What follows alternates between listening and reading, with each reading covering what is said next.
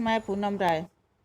इससे पहले के वीडियो में हम लोगों ने सहर्ष स्वीकारा है, इसके पद के इस भाग में अर्थ ग्रहण संबंधी प्रश्न और भावार्थ के बारे में जाना था।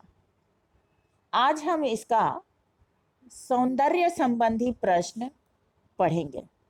जैसा कि हमने आपको पहले भी बताया है कि आपके इस पाठ्यक्रम में पद्यांशों से जो प्रश्न पूछे जाते हैं वो 3 तरह के पूछे जाते हैं। एक तो अर्थग्रहण संबंधी, दूसरा शब्द सौंदर्य संबंधी और तीसरा भाव और शिल्प सौंदर्य। अभ्यास प्रश्न के अतिरिक्त इतनी चीजें आपसे पूछी जाती हैं। तो इनमें से भावार्थ और अर्थ ग्रहण संबंधी प्रश्न हमने पिछले वीडियो में पढ़ लिया था। अब हम देखते हैं कि इसका भाव सौंदर्य क्या है। इस काव्य में कवि ने अपनी गरीबी, बौद्धिकता तथा गहन अनुभूतियों को और विचारों के वैभव को अपनी उपलब्धि माना है और इन सब का श्रेय वह अपनी प्रिया को देता है और इस प्रकार अपनी प्रिया के प्रति वह प्रेम भी प्रकट करता है। गर्बीली गरीबी का प्रयोग सौंदर्य क्या है? गर्बीली गरीबी को एक विशेषण के तौर पर कवि ने प्रयोग किया है। गरीबी को गर्बीली बताकर कवि ने एक तरह से अपना स्वाभिमान प्रकट किया है। इसी तरह भीतर की सरिता का सौंदर्य क्या है? कवि अपनी आंतरिक अनुभूतियों को भीतर की सरिता कहकर प्रकट करता है। अभिनव विशेषण के द्वारा वह मौलिक अनुभूतियों की अभिव्यक्ति को व्यक्त करता है। अब इसमें शिल्प सौंदर्य क्या है?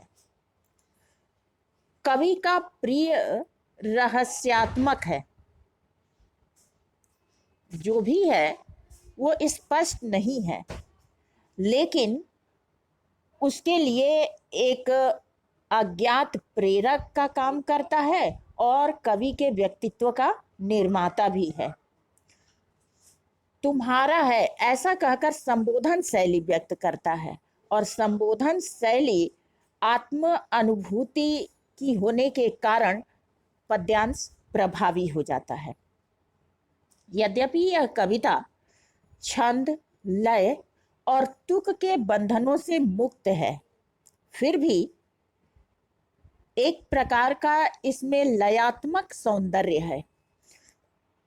सॉरी, विचार वैभव का संक्षेप, यानी विचारों की पूरी संपदा को थोड़े में स्पष्ट कर देता है कवि। तो ये इसका संक्षेप में जो सौंदर्य है वो प्रभावी है। भीतर की सरिता भावनाओं के प्रवाह को प्रकट करती है। इसमें रूपकातिशयोक्ति है, रूपक भी है और अतिशयोक्ति भी है। भीतर की सरिता रूपक अलंकार भी है और यहाँ अतिशयोक्ति अलंकार भी है।